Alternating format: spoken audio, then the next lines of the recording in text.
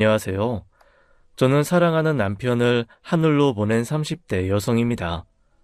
아들을 낳고 2년의 짧은 결혼 생활 중 느닷없는 사고로 남편은 먼저 저 세상으로 갔어요. 함께 차를 타고 있었던 저와 아들은 천운으로 살아남았지만 그 운이 남편에게는 닿지 못했죠. 아니면 사고 순간 남편이 자기가 가지고 있던 모든 운을 저희 모자에게 주었던 것 같아요. 사고 이후 그 충격으로 저는 지금도 그때의 기억이 거의 없습니다. 지금 생각하면 살아남으려고 본능적으로 그때의 기억을 다 지워버린 것 같아요. 남편을 잃었다는 사실만으로도 너무 괴로워 몇 년 동안 살아도 사는 것 같지 않게 살았거든요. 아마 사고 당시의 기억이 온전히 남아 있었더라면 전 아마 바로 남편을 따라갔을지도 몰라요. 사고 후 외상 증후군으로 그 후 차를 탈 때마다 너무 공황 증상을 겪기도 했고 극도의 우울증으로 벼랑 끝에 선 적도 여러 번 있었죠. 그때마다 저를 사력을 다해 붙들고 있었던 건 제 아들도 아닌 제 가족이었습니다. 지수야, 점심 안 먹었어? 엄마가 다 차려놓고 갔잖아. 왜 안 먹었어? 생각 없어. 생각이 없어도 시간이 되면 그냥 음식을 먹으라고 했잖아. 너 또 실려가고 싶어서 그래? 엄마 쓰러지는 걸 보고 싶어서? 생각나면 먹을게. 나 좀 신경 쓰지 마. 생각 안 나면 영영 안 먹고? 너 어쩌려고 그래? 이제 유준이도 5살이야. 지금까지는 유준이가 어려서 괜찮았다 치자. 너 계속 유준이한테 그런 모습 보여줄 거야? 엄마 노릇 안 할 거냐고. 평소 엄마는 제가 뭘 하든 다 이해해주고 넘어가 주셨지만 열에 한 번은 그렇게 화산 폭발하듯 터질 때가 있었어요. 엄마도 보다 못해 답답한 마음에 그러셨겠지만 그럴 때마다 전 그냥 땅속으로 꺼지고 싶은 마음뿐이었습니다. 자식이고 뭐고 살고 싶지도 않고 앞으로도 살아갈 이유가 없는 사람에게 그깟 밥 한 끼가 대수겠어요. 모성애가 없다 손가락질 하실지도 모르겠지만 저는 그때 아들이 보이지도 않았습니다. 4년이 지났는데도 여전히 전 사고 시점에 살고 있었고 잘 때마다 남편을 하늘로 보내고 있었거든요. 언니, 미숫가루 타왔어. 밥 넘기는 게 싫으면 이거라도 마셔. 고마워. 유준이는 방금 장난감 가지고 놀다가 잠들었어. 아빠가 재우고 막 나오시더라. 고마워. 얼른 마셔. 내가 컵 가지고 나갈게. 여동생은 일부러 제가 미숫가루 한 잔을 마실 때까지 기다렸다가 컵이 빈 것을 보고서야 방문을 나섰습니다. 방안이 비로소 다시 고요해지면 전 모로 누워 있다가 눈을 감았어요. 차라리 영영 눈을 뜨지 않았으면 좋겠다고 생각하면서요. 지긋지긋하다, 불필요하다고 생각하면서 가족과 함께 사는 건 저도 살고 싶어서였습니다. 그 집에서 벗어나는 순간, 나를 누구도 감시하지 않는 곳으로 가는 순간, 전 언제든 삶을 놓을 준비가 되어 있었으니까요. 그러니 가족이 아니었으면 전 아마 살지 못했을 거예요. 그리고 사고 직후에 비하면 많이 좋아진 것이었어요. 그때 5일 동안 물 한 모금 마시지 않다가 병원에 실려간 적도 있었는데요. 그때 그런 생각이 들더라고요. 5일 동안 아무것도 하지 않고 죽는 것과 외출을 치고 집으로 돌아오는 길에 교통사고로 죽는 것, 그중 무엇이 더 허무한 죽음일까 하는 생각이요. 전 아무리 생각해도 남편의 교통사고가 더 허무하고 이해가 되지 않았습니다. 대체 세상은 어떻게 설계가 되어 있기에 내 남편이 그렇게 가야 했을까 싶었으니까요. 한 번씩 시부모님께서도 찾아오셨어요. 평소엔 연락만 하시다 남편 기일이 되면 저희 친정까지 찾아와 저를 보고 가셨죠. 지수야, 아버지가 너 좋아하는 복숭아 많이 사왔어. 꼭 챙겨 먹어. 알았지? 네, 감사합니다. 아휴, 왜 이렇게 말랐어? 작년보다 더 마른 것 같네. 밥은 제때 먹고 있는 거야? 눈밑 꺼진 것 좀 봐. 지수야, 4년이야. 너 이러고 있는 거 상원이가 보면 하늘에서 가슴이 얼마나 미어지겠니? 나도 산다. 자식 보낸 나도 살아. 그러니 너도 살아야지. 유준이 많이 컸더라. 그러고만 있지 말고 간 사람은 얼른 털어버리고 너도 새 인생 살아. 언제까지 그렇게 있을 거야? 사돈 마음 미어지는 건 생각도 안 해? 유준이도 사돈 처녀한테 맡겨놓고 애 엄마 노릇 다 시키고 자식 남은 순간 네 인생 아니다. 너 인생은 포기하더라도 유준이 생각해서 유준이 엄마로만이라도 살아. 왜 그래요, 당신은? 안 그래도 마음 힘든 애한테. 아, 그럼 언제까지 이러고 있을 건데 안 살 거야? 죽기라도 할 거야? 나도 살아, 나도. 지금 유준 애미 너보다 내가 더 죽고 싶은 심정으로 살고 있다고. 벌은 나중에 죽어 내가 다 받으마. 넌 이 악물고 살아라. 어떻게든 살아야지. 그만해요, 그만해. 애 얼굴 보고 싶어서 온 걸 올 때마다 괜히 왔다 싶어. 가요, 가. 아휴, 사돈, 저희 이만 가볼게요. 벌써 가시게요? 저녁이라도 드시고 가세요. 염치 없게 저희가 어떻게 여기서 밥을 먹습니까? 이렇게 지수랑 유준이 볼 수 있게 문 열어주신 것만으로도 감사하죠. 아니, 그럼 조금만 기다리세요. 좀 싸드릴게요. 어차피 우리끼리는 다 먹지도 못해요. 잠시만요. 부산스럽게 오가는 사람들 속에서 저는 그저 눈물만 뚝뚝 흘렸습니다. 여동생이 와서 눈물을 닦아주었고 시부모님이 갈 때까지 그저 망부석처럼 앉아만 있었죠. 사돈 어른께서는 언니 빨리 정신 차리고 일어나시길 바라는 마음에서 하신 말씀인 거 알지? 너무 속상해하지 마, 언니. 괜찮아, 지영아. 나 좀 쉴게. 유준이 좀 부탁해. 엄마. 유준아, 엄마 졸려서 먼저 잘게. 유준이도 할아버지랑 잘 자. 그때 저는 정말 이기적으로 살았습니다. 하지만 남편의 기일에 단 한 번도 납골 땅에 가보지 못할 정도로 그 일이 저한테는 너무 버겁더라고요. 이 세상에 사랑하는 일을 떠나보낸 것이 비단 저뿐만은 아닐 텐데 다른 사람들은 대체 어떻게 그걸 버티고 살까 싶었습니다. 그러다 저도 별 수 없이 정신을 차리게 되는 계기가 생겼어요. 어쩌면 그 전부터 그런 계기는 많았는데 4년이란 시간이 흐르고서야 그런 것들이 눈에 보였던 것일지도 모릅니다. 화장실에 가려고 방에서 나온 어느 날이었어요. 여동생의 방에서 격양된 목소리가 들리더군요. 그래서 또 결혼 못하겠다고 한 거야? 임지영, 너 어쩌려 그래?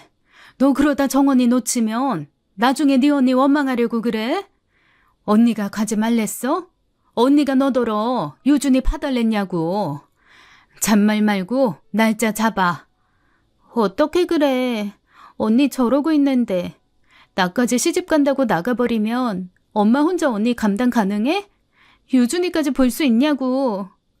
그럼 네 언니도 저러고 살고 있는데 너까지 힘들게 사는 꼴을 나보고 보란 말이야? 지수, 유준이 다 내가 챙겨. 나도 있고 아빠도 있는데 뭐가 걱정이야. 정원이 기다릴 만큼 기다렸어. 2년 전에 결혼 없고 이번에도 안 한다고 하면 너 아주 그 집의 태역주인 되는 거라고. 내가 알아서 해. 여동생은 저 대신 제 아들을 돌보느라 결혼도 한번 미룬 상황이었습니다. 저는 그것도 모르고 있었어요. 결혼할 상대가 있다는 것만 알았지 그 이상은 생각지도 못한 거였죠. 저는 저 때문에 여동생이 자기 삶도 미루고 있다는 걸 알고 깜짝 놀랐습니다. 게다가 식구들이 모두 집을 비운 날 여동생 방에서 아들이 그린 그림을 보게 되었어요. 그런데 아들이 그린 웃는 가족들 사이 구석에 검은색 그림자처럼 놓인 사람을 보고 가슴이 철렁 내려앉았습니다. 저는 아들에게 마치 집안의 어둠이나 그림자가 된 것 같았죠. 나 혼자도 모자라 내 아들까지 식구들에게 맡기고 이건 좀 아니다 싶다는 생각을 그제야 하게 된 것이었어요. 이제 내 인생은 내가 알아서 하겠다. 그렇게 나서고 싶은데 그 첫걸음이 너무 어려웠습니다. 그때 여동생이 제게 넌지시 제안을 하더라고요. 언니, 나 이 앞에 카페 하나 차려볼까 하는데 나랑 카페 안 할래? 카페? 갑자기? 나 전부터 카페 하고 싶다고 했었잖아. 회사 그만두려는 건 아니고 아르바이트생 써서 작은 프랜차이즈 카페 한번 해볼까 싶어. 물론 나도 나가겠지. 근데 회사 다니면서 하기 쉬운 일은 아니니까 언니가 좀 봐주면 좋겠다 싶어서. 아, 그래? 물론 언니가 힘들다고 하면 안 해도 돼. 억지로 해달라는 게 아니라 남한테 맡기는 것보다는 낫지 않나 싶어서. 생각 좀 해볼게. 정말? 생각해볼 거야? 바로 결정하긴 좀 힘들 것 같네. 알았어. 그럼 생각해봐. 꼭이야. 동생은 제가 바로 거절할 거라고 생각했는지 호들갑을 떨며 나가서는 엄마한테 이야기하더라고요.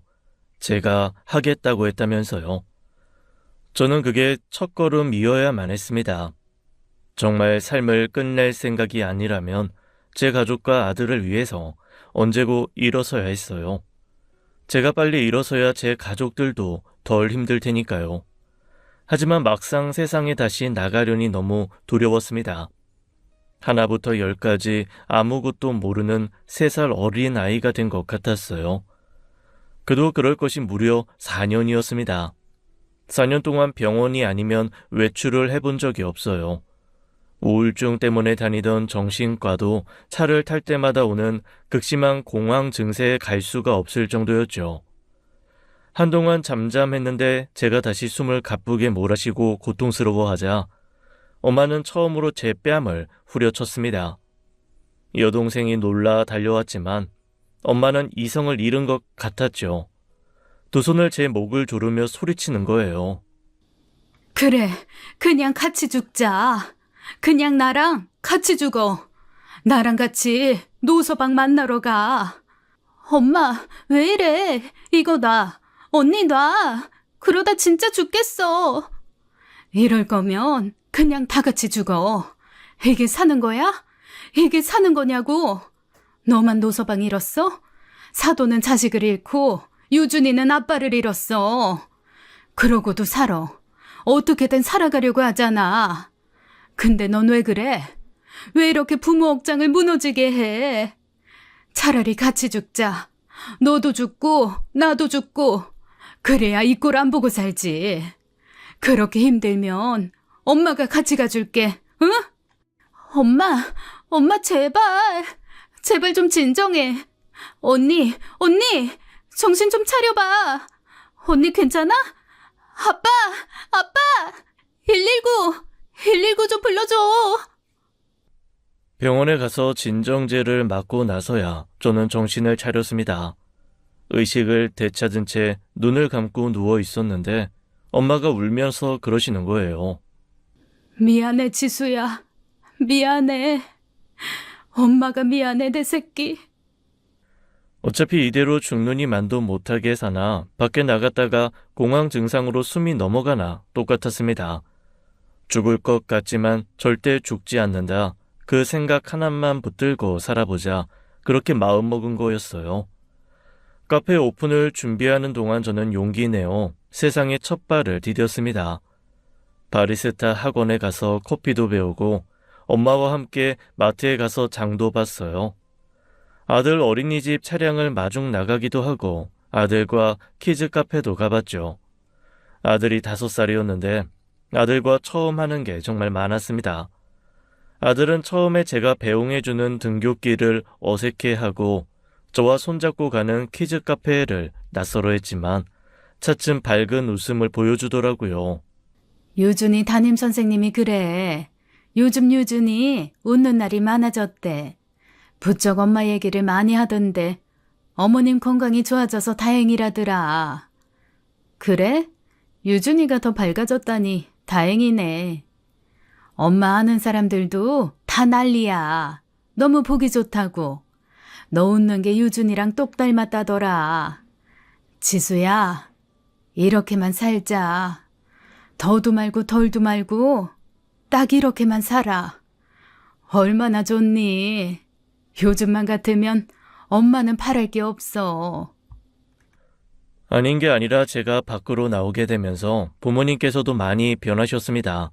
표정도 밝아지셨고 습관처럼 쉬던 한숨도 줄었죠. 저도 정말 많은 노력을 했어요. 사람들을 만나면 환하게 웃었고 혼자 있을 때에도 실없이 습관처럼 웃으려 노력했습니다. 특별히 행복하거나 웃긴 일이 있지 않더라도 소리내어 웃으면 뇌가 착각한다는 이야기를 들었거든요. 그게 통한 건지 정말로 차차 괜찮아지는 것 같더라고요. 좋아진 컨디션으로 저는 동생을 도와 카페 오픈을 준비했어요. 동생이 카페 오픈과 동시에 결혼 준비까지 시작되어 정신없는 나날을 보내고 있었거든요. 이렇게 살면 되는구나. 계속 이렇게만 살아보자. 그러던 어느 날이었습니다. 아르바이트생을 퇴근시키고 혼자 카페 마감을 할 때였어요. 저기... 네? 형수? 상규야, 여긴 어떻게? 카페 입구에 어정쩡한 모습으로 서 있는 도련님을 발견한 거예요.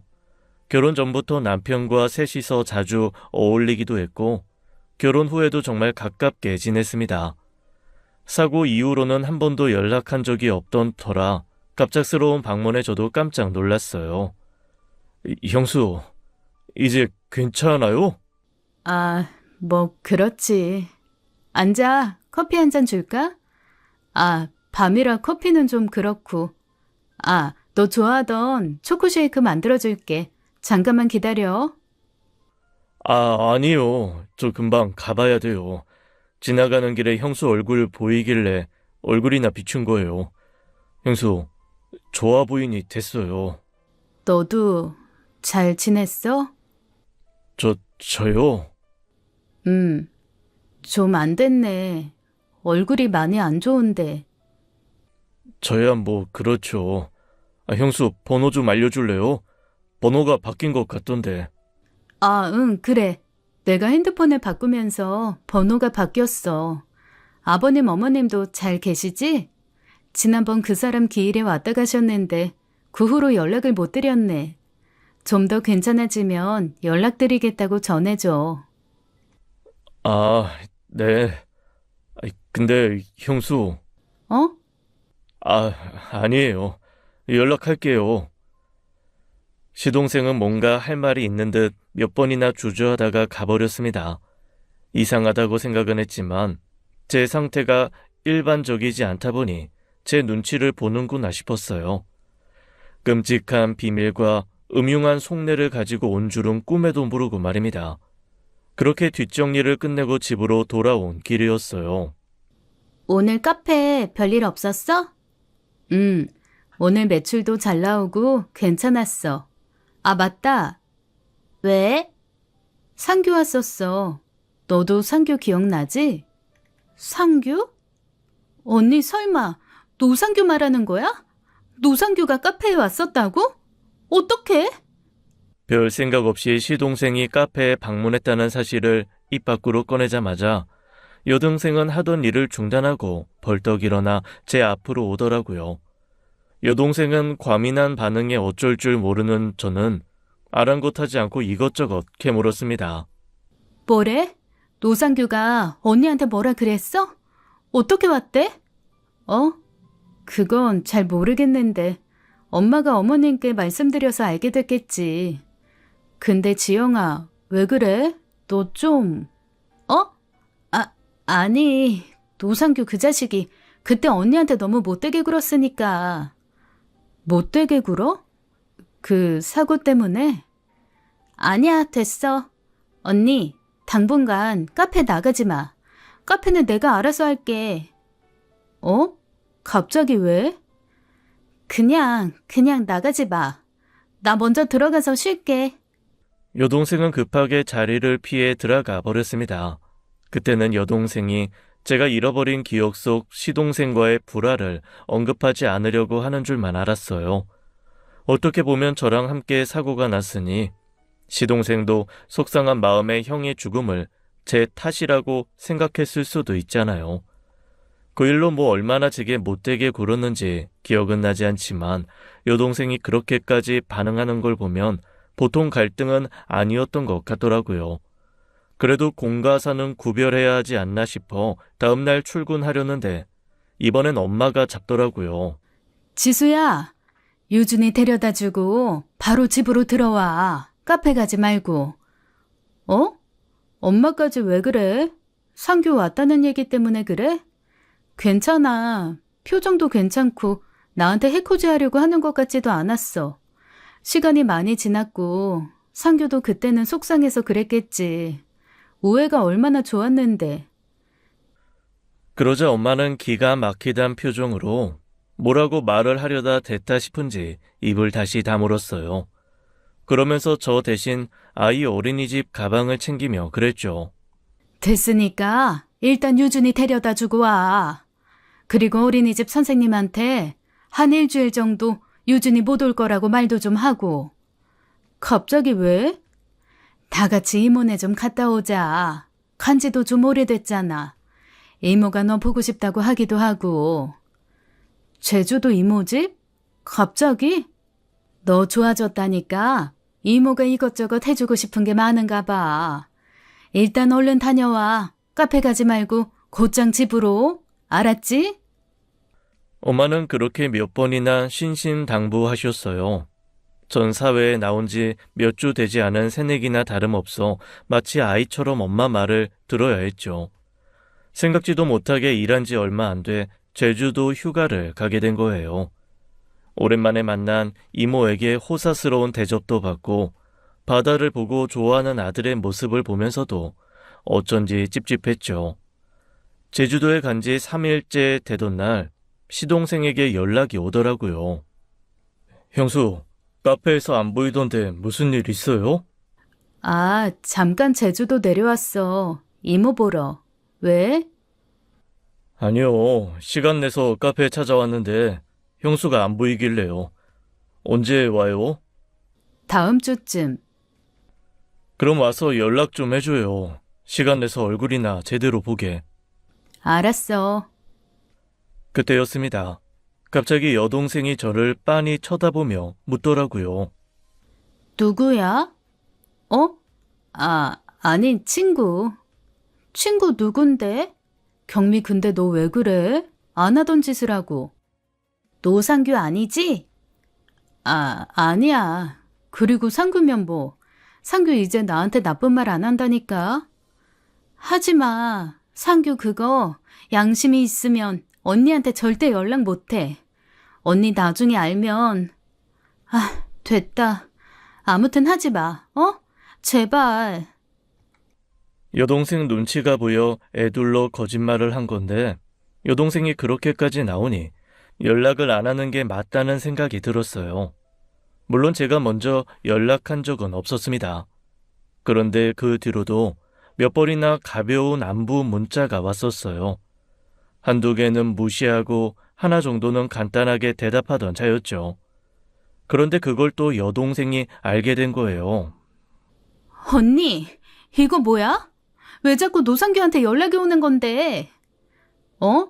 아니, 그냥 한 번씩 안부 문자 오는 거야. 그렇다고 아예 무시할 순 없잖아. 무시하라고. 내가 이렇게까지 얘기하는데 왜 말귀를 못 알아먹어? 지영아, 너 좀 과하다는 생각 안 해? 지나간 일이잖아. 언제는 나보고 지나간 일에 얽매이지 말고 미래를 보고 살자며. 상원 씨 그렇게 되고 괜히 화풀이 할 곳 없으니까 나한테 좀 뭐라고 했을 수도 있지. 난 그거 다 화풀이를 어떻게 해, 그 새끼가. 그것도 감히 언니한테. 뭐? 언니, 그 새끼는 지영아. 여동생이 참기 힘들다는 듯 뭔가 토해내려던 순간이었어요. 갑자기 엄마가 다급하게 여동생 앞을 막아서는 겁니다. 그제야 여동생도 정신을 차린 듯 입을 꾹 다물었죠. 뭐야? 뭔데 말을 하다 마라. 무슨 말인데? 해봐. 내가 지금 이러는 거 이해할 수 있게 이야기해보라고. 그만해라. 지수 너도 얼른 들어가. 엄마 잠깐만. 얘 자꾸 전부터 너무하잖아. 임지영, 그래도 너 사돈이야. 아무리 그래도 그렇지 그 새끼라니. 너 정말... 아 진짜. 그 새끼 편들지 마. 내가 말했지. 연락하지 말라고. 그 새끼가 어떤 새끼인데. 형부가 어쩌다 그렇게 됐는데. 지영아, 그만해. 그만해, 제발. 그게 무슨 말이야? 상원 씨가 왜? 상규가 뭘 어쨌는데. 그 새끼가 사고 낸 거잖아. 그 새끼가 몰던 차가 운전석 박아서 그렇게 된 거잖아. 참 신기한 일이지요. 그 전까지만 해도 백지처럼 아무것도 생각이 나지 않았는데 그 순간 드문드문 지난 날이 떠오르는 거예요. 사고 장면이 아예 머릿속에서 지워졌었는데 느닷없이 돌진한 차에 남편이 순식간에 눈앞에서 사라지던 그 장면이 떠오르는 겁니다. 저는 그 자리에서 쓰러졌어요. 정신을 차렸을 땐 아무도 없는 빈방이었죠. 눈을 뜨자마자 저는 여전히 제자리 걸음 중이었다는 걸 느꼈습니다. 방에서 나오는 순간 앞서 나아가고 있다고 생각했는데 저는 다시 구렁텅이로 빠져든 기분이었어요. 지수야, 정신이 좀 들어? 엄마. 그래, 괜찮아, 괜찮아. 지영이가 많이 미안해하더라. 다시는 꺼내지 않기로 한 얘기인데 자기도 많이 답답했던 모양이지. 대체 어떻게 된 거야? 나 아직 기억이 잘 안 나. 우리가 타고 있던 차를 상규가 받았다는 거야? 기억하지 마. 기억하지 않아도 돼. 떠올려봤자 괴로운 기억을 뭐하러 떠올려. 잊자. 다 잊어버리고 살자, 지수야. 말해줘. 이미 알아버렸는데 어떻게 잊고 살아. 이렇게 된 거 제대로 알아야겠어. 괜찮아졌다고 생각했는데 돌아서면 다시 제자리인 거 못 견디겠어. 난 평지를 마음껏 달리고 있다고 생각했는데 정신 차려보면 모래늪에 빠져서 허우적거리는 것 같아. 내가 놓치고 있는 게 뭔지, 내가 필사적으로 잊으려고 했던 그 기억이 뭔지 알고 싶어. 엄마는 간곡한 제 부탁에 한숨을 푹푹 내쉬다가 결국 어렵게 입술을 떼셨습니다. 그리고 엄마 입에서 나온 그 사고의 진실에 저는 차갑게 얼어붙고 말았죠. 무슨 사정인진 나도 전부는 몰라. 네가 말해줘야 아는 것들이라. 그 사고 있기 며칠 전부터 노서방 표정이 영 안 좋았었어.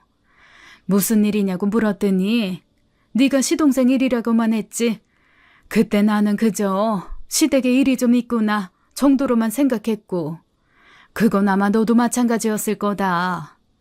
노서방이랑 갈등이 있다는데도 너 우리 집에 와서 네 시동생 좋아한다는 보리굴비는 꼭 챙겨갔거든. 그런데 그러고 나서 며칠 후에 사고가 난 거야. 너네가 유준이 데리고 나갔다가 늦은 밤 돌아오는 길이었는데 느닷없이 차가 돌진해 노서방을 덮친 거지. 너랑 유준인 그나마 뒷좌석에 있어서 천운이었어. 운전석은 차가 형체도 없이. 아휴, 지수야.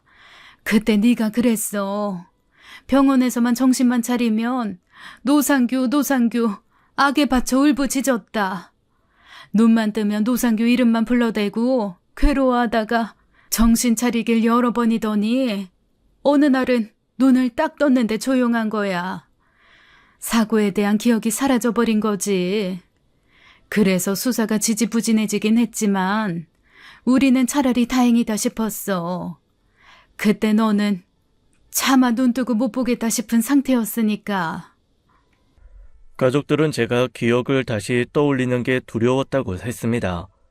기억이 없는 채로도 남편이 세상을 떠났다는 사실만으로도 반송장처럼 살았는데 사고의 진실을 떠올리는 순간 저마저도 영영 놓칠 것만 같은 두려움이 있었대요.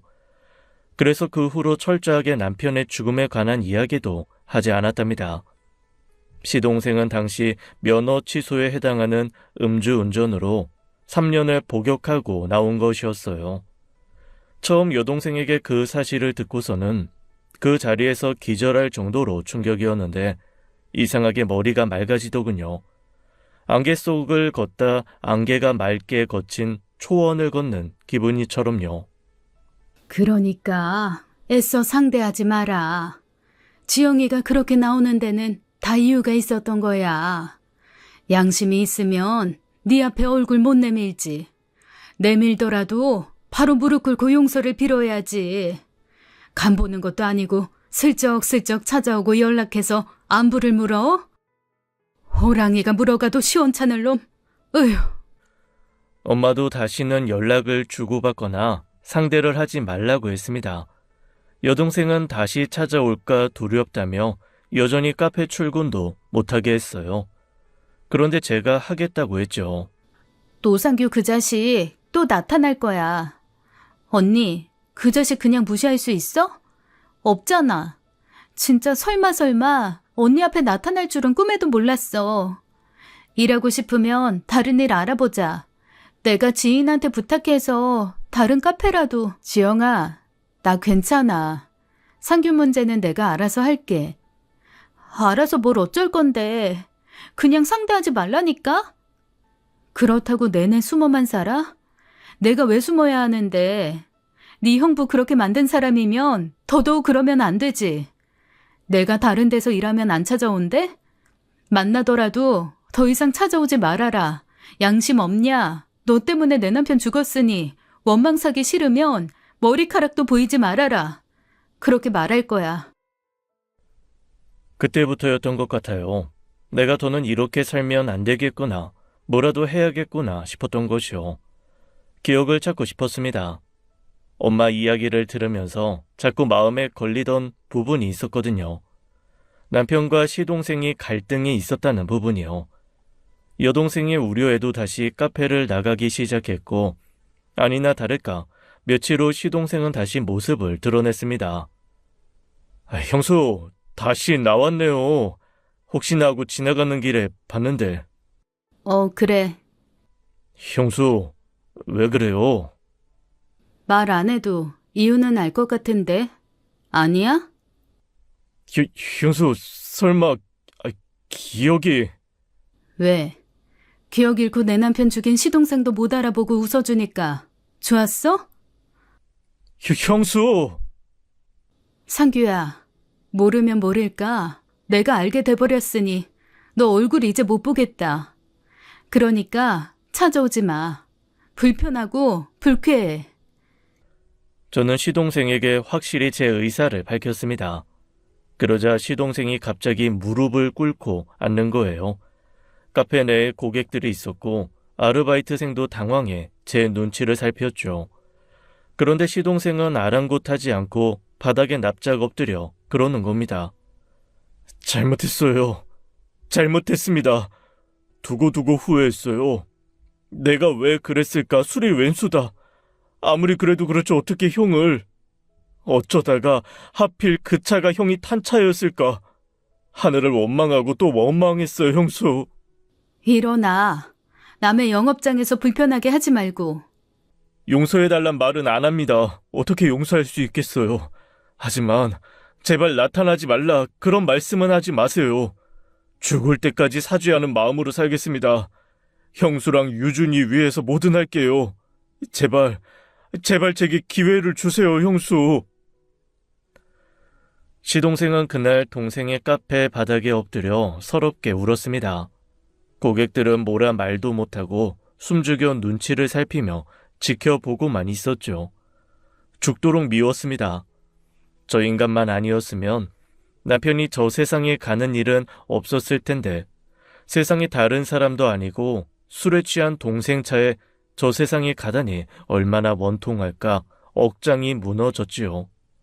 결국 매장에 엎드려 서럽게 울기만 하는 시동생을 두고 저는 나와버렸어요. 보고 싶지 않았지만 후회와 참회로 가득한 그 눈물을 이해하게 될까봐, 저도 모르게 시동생을 용서하게 될까봐 걱정이 되기도 했거든요. 그런데 그 뒤로 시동생은 시도 때도 없이 얼굴을 보이더라고요. 어떻게 알았는지 아들 어린이집까지 나타나 하원시키는 저희 모자 앞에 나타나기도 했습니다. 유준아, 너 유준이야? 정말 많이 컸구나. 상규야, 내가 몇 번을 말해야 알겠어? 나타나지 마. 너 이런다고 해서 달라지는 거 없고 너 용서할 생각도 없어. 그냥 유준이가 보고 싶어서 그래서 왔어요. 얼굴만 좀 보고 싶어서. 형 많이 닮았네요. 네가 정말 뉘우치고 살고 싶으면 그 입에 형은 올리지 말아야지. 유준이만 좀 보면 안 돼요? 나도 좀 살아야죠. 나도 숨통 좀 트이고 살 수 있게 기회 좀 줘요. 유준이한테라도 갚고 살게. 나도 미칠 것 같단 말이에요. 그때였습니다. 아이 하원 시간에 맞춰 나온 엄마가 그 광경을 보고 만 거예요. 엄마는 멀리서 시동생을 알아보고 믿기지 않는다는 듯 황당한 얼굴로 다가왔죠. 자네 사돈 총각 아니야? 어머, 세상에. 여기가 어디라고 나타나? 여기가 어디라고? 사돈 어르신. 당장 안 꺼져? 당장 꺼져. 당장! 다신 우리 애 앞에 나타나지 마. 우리 손주 앞에 나타날 생각 꿈에도 꾸지 마. 엄마는 귀신 쫓듯 시동생을 쫓아버리고 별 수 없이 시동생은 사라졌습니다. 그런데 저는 후련하지가 않더라고요. 이상하게 자꾸만 뭔가 놓치고 있다는 생각이 들었거든요. 내가 놓치게 있는 게 뭘까? 여러 날 고심하던 전 처음으로 남편이 있는 납골 땅에 가봤습니다. 안 가던 곳에 가면 괜히 걱정을 끼칠까 싶어 집에는 말도 하지 않고 어렵게 나선 길이었어요. 물론 쉬운 일은 아니었습니다. 그곳까지 택시를 타야 했는데 차에 오르기도 전부터 식은땀이 났으니까요. 그렇게 처음으로 남편을 찾아갔어요. 저 세상 가고 나서 한 번도 만나러 오지 않았던 저를 원망했대도 어쩔 수 없었죠. 그 사람의 죽음을 인정하는 것만큼 제게 힘든 일은 없었으니까요. 상원 씨, 나 왔어. 조심스레 4년 만에 인사를 건넸지만 돌아오는 답은 없었습니다. 저 작은 단지 안에 내 남편이 들어있다는 것을 몇 번을 봐도 받아들이기 힘들 것 같더라고요. 그런데 그때 남편 봉화남 속에 든 남편의 사진을 보는 순간 전 어떤 기억 하나가 떠올랐어요. 남편이 사진 속 그 옷을 입고 있었던 날이었죠. 그때 남편은 굉장히 불쾌한 얼굴로 퇴근했었습니다. 왜 그래? 회사에서 무슨 일 있었어? 아니야. 상규 때문에. 상규? 도련님이 왜? 이 자식이 사고 제대로 쳤어. 아버지 어머니 아시면 난리 나실 텐데. 왜? 무슨 일인데 그래? 아니야, 내가 알아서 할 일인데 당신은 신경 쓰지 마. 유준이는? 오늘 내내 열이 안 떨어져서 병원 가야 하나 했는데 마침 열이 뚝 떨어져서 잠들었어. 고생했네. 저녁 준비 못했지? 기다려, 내가 해줄게. 그건 희미하지만 확실한 기억이었어요. 남편이 시동생이 친 사고로 골치 아프다고 했었고 별일 아닌 것처럼 굴었지만 그게 아닌 것 같다는 생각은 했었어요. 남편 성격에 어지간한 일은 웃어 넘기거나 대수롭지 않게 생각했는데 그 사람이 그렇게 심각한 표정으로 이야기한 걸 보면 대단한 문제였던 거죠. 아니나 다를까 며칠 후 남편은 자다 말고 한밤중에 안주도 없이 술을 마시고 있었어요. 왜 그래? 상규 문제 심각한 거야? 돈 좀 빌려달래. 돈? 갑자기 무슨 돈? 도박을 했다나 봐. 아버지가 상규 앞으로 살라고 둔 오피스텔 그거 건드려서. 뭐? 아니, 그게 말이 돼? 어차피 그거 아버님 명의인데 어떡해? 상규 그게 아빠 명의 휴대전화 쓰고 있잖아. 그래서 그게 쉬웠나 봐. 나도 잘은 모르는데 원래 그거 팔아서 반씩 나눠 우리 결혼할 때 보태주신다고 한 거. 우리 급한 거 아니라서 그냥 거절했었잖아. 상규 이사 문제도 있고 해서 번거로워서 거절한 건데 이럴 줄 알았으면 받을 걸 그랬어. 아니, 그래서 어쩌자고. 우리가 빌려서 해결할 수 있는 돈도 아니잖아. 말은 한 3천 빌려주면 자기가 어떻게 메꿀 수 있다는데 말이라도 확실히 해주면 모르겠는데 확실히 하지도 않고 다 잃은 것 아닌 것 같아. 3천만 있으면 해결된다는 걸 보면. 뭐? 아니야, 잠깐만. 아무래도 이상하지. 오피스텔에 담보대출까지 받아서 도박을 했는데 그깟 3천으로 해결이 된다고 했다고? 아무래도 이상해. 더 하려고 하는 거 아니야? 왜 도박하는 사람들 한 번만 더 하면 될 것 같고 그래서 더하고 그러다 수렁에 빠진다잖아. 설마 상규 그 자식이 그렇게까지 생각이 없으려고. 아니야, 여보. 일단 주지 말고 잘 달래서 이야기 좀 해봐. 그러다 호미로 막을 거 가래로도 못 막아. 남편은 제 말을 듣고 아무래도 그런 것 같다면서 일단 신중하게 생각해 보겠다고 했었습니다. 그때 기억이 선명하게 떠올랐는데 그 이상은 떠오르지 않더라고요. 그 뒤로 어떻게 됐더라. 그래서 남편이 돈을 해줬던가 안간 힘을 다해 떠올리려 애를 쓰던 중이었죠. 갑자기 전화 벨소리가 울려서 보니 시동생인 거예요. 순간 심장이 쉬지 않고 쿵쾅댔고 사진 속 남편과 눈이 마주친 순간 또 하나의 기억이 떠오르기 시작했습니다. 그건 저에게 온 전화였어요. 형수가 돈 빌려주지 말라고 했어요? 상규야, 무슨 일인지 제대로 털어놓아야 형도 나도 널 돕지. 무턱대고 계획도 없이 3천만 원만 달라고 하면 우리가 뭘 믿고 그 큰 돈을 줘? 진짜 급하다고요. 3천만 원만 주면 다 해결될 일인데 왜 형수가 끼어들어요? 형수 돈이에요? 나 형한테 빌려달라고 한 거라고요. 너 왜 그래? 왜 안 하던 짓을 하고 그래? 도박이 무섭다더니 정말 무섭네. 어떻게 사람이 그렇게 변해? 너 말투 그거 뭐야? 그만둬. 너 지금 그 3천만 원으로 또 도박하려고 하는 거 아니야?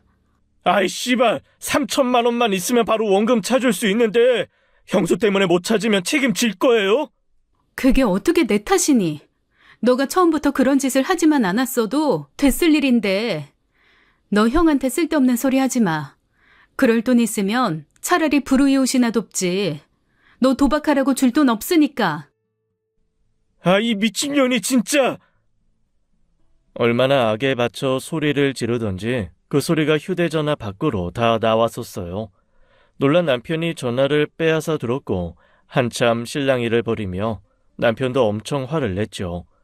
그런데 남편이 붙들고 있던 전화기 너머에서 죽여버리겠다. 내가 형수 죽여버리기 전에 돈 내놔라는 말을 하더라고요. 놀란 저희 부부는 서로 바라보며 눈을 마주치지 못했습니다.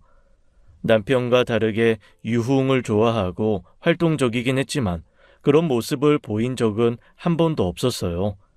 친구들과 싸우는 등 어렸을 때부터 자잘한 사건 사고를 치긴 했어도 심성 자체가 나쁜 애도 아니었고요. 남편보다 기껏 3살 어린 시동생이었지만 제 남동생이라고 생각하고 잘 챙겼었습니다. 그러니 얼마나 놀랐겠어요. 심장이 쉬지 않고 뛰었고 솔직히 두렵기도 했죠. 남편이 불같이 화를 내며 다시는 전화하지 말라고 엄포를 놓고 끊었어요. 그렇게 다음 날 모처럼 시흥에 사는 친구네 부부의 집들이에 들렀다가 늦은 밤 돌아오는 길이었습니다. 저는 카시트에 눕혀놓은 아들 때문에 남편 뒷좌석에 타고 있었죠. 그러다 집 근처 사거리에 이르렀을 때였어요. 무심코 돌린 시선이 닿은 곳에 시동생 차량이 있다는 걸 눈치챘죠. 당시 시동생 차량이 붉은 계열이라 눈에 확 띄는 색이었거든요. 상규인가? 멀기도 멀고 어두워서 번호판이 바로 보이진 않았지만 어쩐지 시동생일 수도 있겠다는 생각이 들었습니다. 상규? 상규가 이 시간에 여길 왜 오겠어? 남편은 제 말을 들으면서 바뀐 신호에 따라 출발하기 시작했습니다. 그런데 그때 측면 갓길에 세워져 있던 그 차량이 천천히 저희 쪽으로 움직이는 게 보였어요. 하는 순간 운전석에 앉아있던 시동생을 보았고 그때 시동생의 표정이 떠올랐죠. 바로 전날 죽여버리겠다고 했던 그 목소리와 함께요. 그때 남편이 차량을 멈추지 않고 앞으로 나갔더라면 저와 제 아들이 저 세상으로 갔을 겁니다. 측면으로 차량이 돌진해 온다는 걸 안 순간 남편이 그 자리에서 차량을 멈춰버렸어요. 아무래도 남편 계산으론 앞으로 더 나아가봤자 차량 뒤편을 져서 저와 아들이 위험해질 거라 판단했던 겁니다. 순간의 판단이 미래를 결정한다고 하잖아요. 그 자리에서 멈춰버리는 바람에 시동생의 차량이 남편이 앉아있던 운전석으로 정확하게 때려 박혔던 겁니다. 그 사고 순간이 거짓말처럼 떠오르더라고요. 그러니까 그건 결코 우연에 의한 사고 같은 게 아니었던 거예요. 우발적인 것도 아니었고요. 시동생의 계획된 범죄였던 겁니다. 하나, 시동생이 술에 취해 간과했던 게 있다면 본인 역시 죽을 수도 있었다는 거였던 거예요. 나중에야 알게 되었는데 그 사건으로 시동생도 6주간 병원 신세를 져야 했답니다. 머리를 옆 유리에 크게 박아 그 자리에서 사망한 남편에 비하면 갈비뼈 골절과 뇌출혈은 아무것도 아니었지만요. 그때 재판도 여러 날이 소요되었고 남편이 사망하는 바람에 꼼짝없이 실형을 산 것이었죠. 음주운전 치사상죄로요. 하지만 그건 정말로 실수에 의한 사고일 경우에 해당하는 제목이잖아요. 모든 기억이 되살아나 머리가 어지러질 무렵 전화 벨소리가 끊기고 문자 메시지가 도착했습니다. 형수, 이번 아버지 생일날 유준이 데리고 와요. 오랜만에 다 같이 식사라도 해요. 중으로 온몸에 피가 끓는 기분이 들었습니다. 차라리 아무것도 모른 채 잊고 사는 게 나을 거란 생각이 들 정도로요. 그래서 본능적으로 잊고 살았던 겁니다. 사지를 다 찢어 죽여도 시원찮았으니까요. 음주운전 사망사고로 3년이요. 어림도 없었습니다. 찢어 죽일 수 없다면 평생 감옥에서 썩어야 하는 인간이 벌써 사회에 나와 돌아다니고 있었어요. 그건 분명 계획된 일이었습니다. 우발적인 범죄라고 볼 수도 없었죠. 제가 돈을 빌려주지 않는다고 죽여버리겠다고 분명히 말했으니까요. 확실히 저를 노렸던 범죄였고 적을 죽이려고 했던 사람이 아무렇지 않은 척 내 앞에 나타난 거예요. 시동생의 태도는 진심으로 보기 어려웠습니다. 그럼 애초에 제 앞에 나타나지도 못했을 거예요. 전 고민 끝에 그 시아버님 생신 식사 자리에 참석했죠. 뭐라도 해야겠다는 생각이 들었거든요. 여기까진 안 와도 되는데 제가 어떻게? 상규가 초대를 해서요. 상규가? 괜한 짓을 했구나. 안 그래도 힘든 사람을. 제발 정신 좀 차리고 살라던 아버님께서는 어쩐지 쩔쩔매고 계셨습니다. 아마 저희 엄마로부터 제가 사고 전말을 알게 됐다는 소식을 들었을 거예요. 아무리 큰 아들을 죽게 만든 사람이어도 아들은 아들이라고 남은 자식 하나 챙겨보려고 하는 것 같았습니다. 물론 두 분도 사고 전말을 100% 알고 계신 건 아니었어요. 엄마 말로는 당시 오피스텔 도박건으로 괴로워하던 시동생이 술을 마시고 사고를 냈고 하필 그때 우연히 저희가 타고 있던 차량을 박아 사고가 난 것으로 결론이 났다고 하더라고요. 누가 봐도 이상한 것 투성이었는데 작은 아들이라도 살려보려던 시부모의 잘못된 사랑과 저라도 살려보겠다고 애간장을 녹이던 저희 부모님의 조바심이 그런 결론을 내게 한 거였습니다. 제가 사고에 대한 그 어떤 증언을 할 수도 없는 상황이었으니까요. 식사는 잘했어요. 유준이도 데리고 오라니까 왜 안 데리고 왔어요? 열이 좀 있어서. 애들은 자주 아프다더라고요. 응. 근데 형수, 어?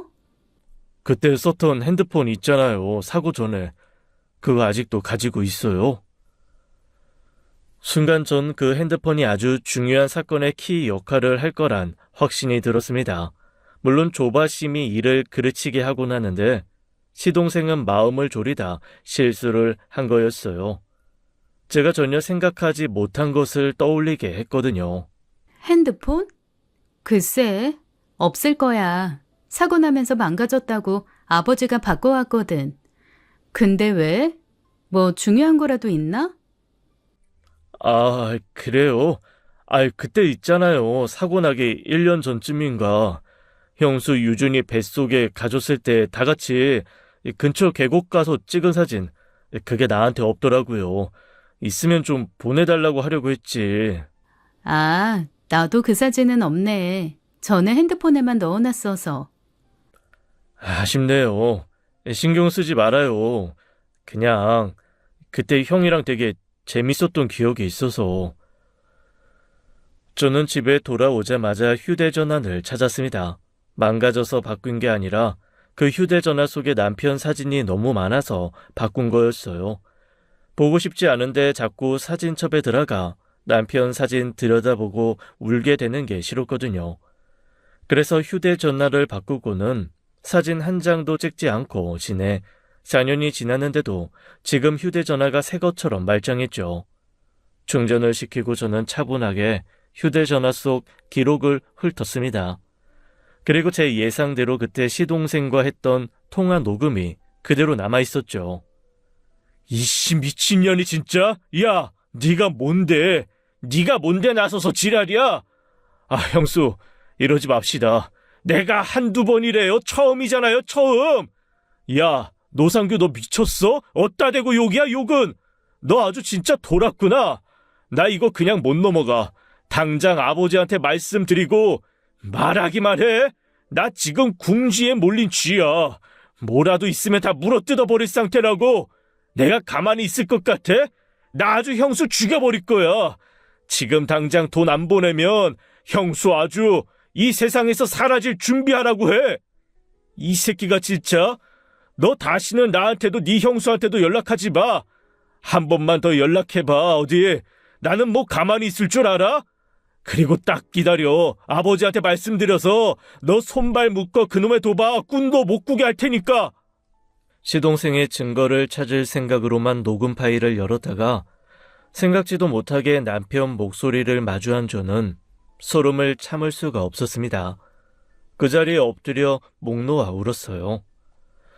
진짜 저를 죽이려고 달려드는 자기 동생을 봤을 그 마지막 순간에 남편은 무슨 생각을 했을까요?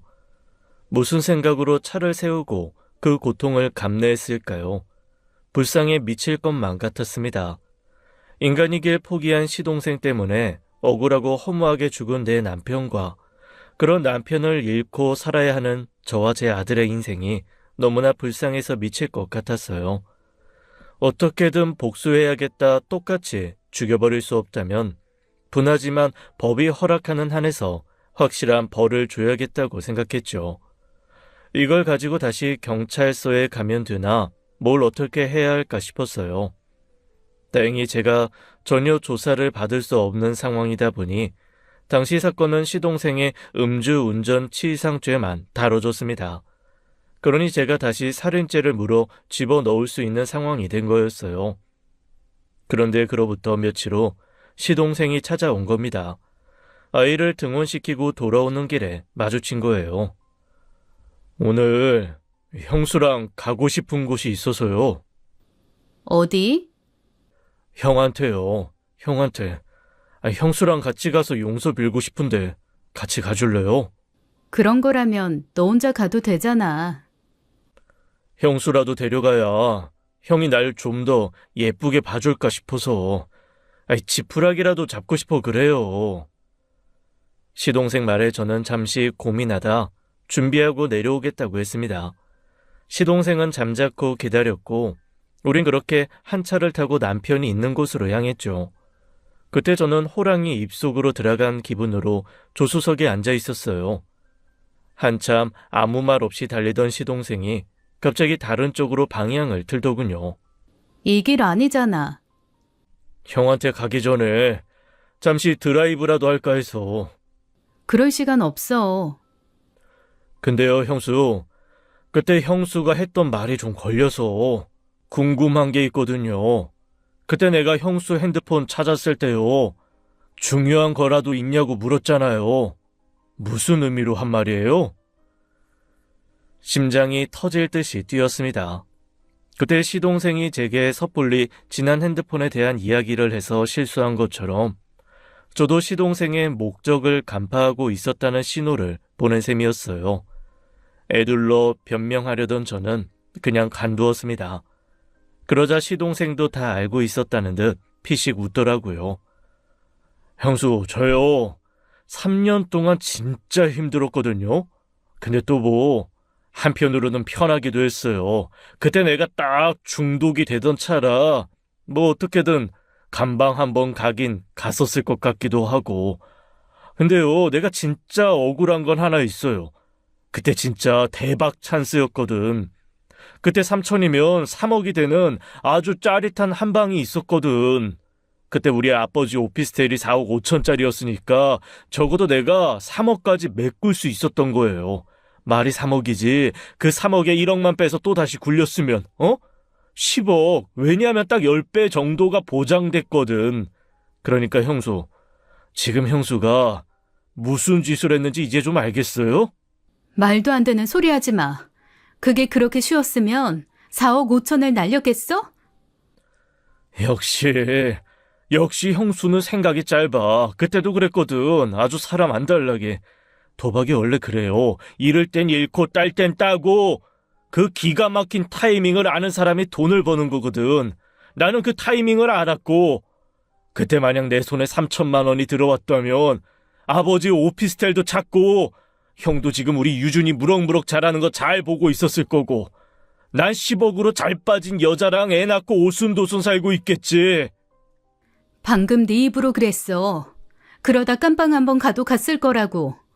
네 망상 속에나 있을 미래를 망쳤다고 내 탓하려는 거야? 아니, 넌 그 정신머리로는 분명히 한 번은 사고 쳤을 거야. 네 형이 너무 운이 없었던 거지. 너 같은 애 때문에. 그러게요. 망상이든 진짜 미래든 중요한 건 다 끝나버렸다 이거예요. 근데 지금 형수 눈빛이 예사롭지 않거든. 난 진짜 억울해 미칠 것 같지만 꾹꾹 눌러 참고 잘 살아보려고 하는데 형수, 지금 허튼 생각하는 것 같다는 확신이 들었거든요. 지은 죄가 있으면 제대로 벌 받아야지. 말했잖아요. 벌 받았다고. 3년 동안 요양 잘하고 나온 사람을 또 요양 보낼 셈이에요? 내가 판단할 일 아니야. 법이 판단하지. 내가 보내고 싶어도 법이 허락해주지 않으면 힘들겠지. 노상규, 너야말로 허튼 생각하지 마. 내가 네 얕은 수 하나 못 읽고 이 차에 올라탔을 것 같아? 뭐? 그제야 시동생은 뭔가 이상하다는 걸 눈치챘습니다. 저는 출발하기 전 집으로 가서 여동생에게 이 사실을 모두 밝혔어요.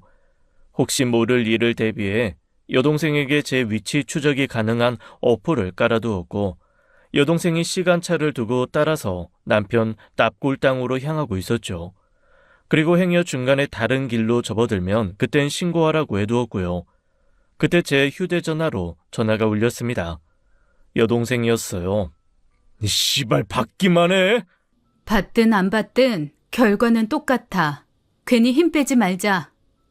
받기만 해? 시동생은 차를 거칠게 몰며 속도를 냈어요. 그때 뒤에서 경찰차가 따라붙었고 차를 멈추라고 쉬지 않고 경고하고 있었죠. 겉으론 태연한 척했지만 솔직히 그때 죽을지도 모른다는 생각을 했습니다. 이미 벼랑 끝에 선 시동생이 무슨 짓을 할지 아무것도 예측할 수 없었으니까요. 그런데 그때 문득 남편이 떠오르더라고요. 이판사판 설득이 안 된다면 하고 싶은 말이나 다 하고 가자. 그런 마음이었어요. 그때 상원 씨는 무슨 기분이었을까? 뭐? 내가 너 도박에 빠진 것 같다고 했을 때 그래도 상원 씨는 너 믿었거든. 너가 나한테 욕짓거리하고 전화를 끊었을 때도 아버님께 말씀드리지 않고 도박 중독 치료센터부터 찾아보던 사람이었어. 그런데 그런 동생이 차를 몰고 달려드는 걸 봤던 그 마지막 순간에 상원 씨는 무슨 기분이 들었을까? 닥쳐! 어렸을 때부터 둘도 없는 형제처럼 자라 나 유준이 그리고 세 번째가 동생이라고 했던 사람인데 닥치라고!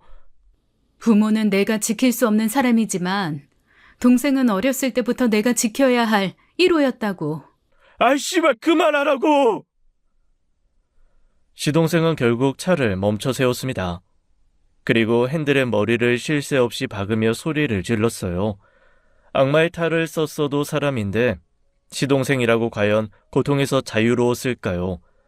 제가 남편의 마지막 순간을 잊기 위해 몸부림친 것처럼 시동생도 마찬가지였을 겁니다.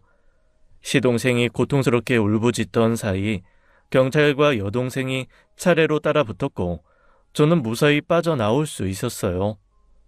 시부모님께도 이 모든 사실을 솔직하게 밝혀야 했습니다. 결국 시동생은 징역 15년이라는 무거운 형벌을 짊어지고 다시 들어갔죠. 뿌린 대로 거둔다는 말처럼 살아가는데 가장 필요한 말이 또 있을까요? 인과응보가 제대로 실현되지 않으면 저 같은 사람과 제 아들 같은 아이들은 제대로 살 수가 없을 겁니다. 희망도 무엇도 없는 세상에서는 삶의 의욕도 목적도 찾을 수 없을 테니까요. 신기하게도 법적 공방이 완전히 끝난 지금 저는 불면증도 사라졌고 공황 증세도 많이 호전되었어요. 약을 먹지 않아도 우울감을 덜 느끼게 되었고 외출할 때에도 크게 어려움이 없습니다. 마주하지 않고 잊어버리려 했던 시간이 저를 더 힘들게 한 게 아닌가 싶어요.